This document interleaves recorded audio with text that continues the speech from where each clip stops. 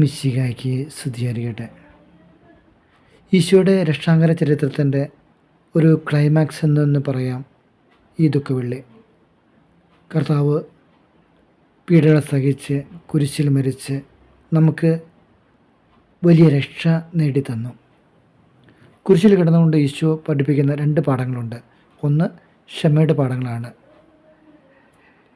ഇവർ ചെയ്യുന്നത് എന്തെന്ന് ഇവർ അറിയുന്നില്ല, കർത്താവെ ഇവരോട് ക്ഷമിക്കണമേ എന്ന് അവിടുന്ന് പഠിപ്പിക്കുകയാണ്. ശത്രുക്കളെ പോലെ ക്ഷമിക്കാൻ പഠിപ്പിക്കുന്ന ഈശോ നമ്മുടെ സഹോദരോട്, നമ്മുടെ ചുറ്റുമുള്ളവരോട് ക്ഷമിക്കുവാനായിട്ട് ആവശ്യപ്പെടുകയാണ്. ഒന്ന് ക്ഷമിച്ചാൽ തീരാവുന്ന പ്രശ്നങ്ങളെ ചിലപ്പോഴൊക്കെ നമ്മുടെ ജീവിതത്തിൽ ഉണ്ടാകുന്നുള്ളൂ. ക്ഷമിച്ചുകൊണ്ട് സ്നേഹിച്ചുകൊണ്ട് നമുക്ക് ജീവിക്കാനായിട്ട് പരിശ്രമിക്കാം.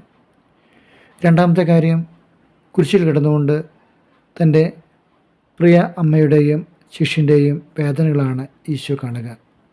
അമ്മയോട് ഇതാ നിൻ്റെ മകനെന്നും ശിഷ്യനോട് ഇതാ നിൻ്റെ അമ്മയെന്ന് പറയുമ്പോൾ മറ്റുള്ളവരുടെ വേദനകളെ കണ്ടുകൊണ്ട് ഈശോ അവരോട് പറയുകയാണ്. പലപ്പോഴും നമ്മുടെ ജീവിതത്തിൽ നമ്മുടെ വേദനകൾ മാത്രമേ നമ്മൾ കാണുന്നുള്ളൂ.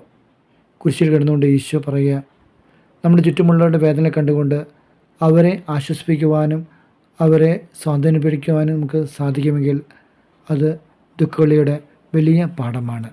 നമുക്ക് പരിശ്രമിക്കാം. മറ്റുള്ള വേദനകൾ കണ്ടുകൊണ്ട് അവരെ ആശ്വസിപ്പിക്കുന്ന നല്ല ദൈവത്തിന് നന്ദി പറഞ്ഞു.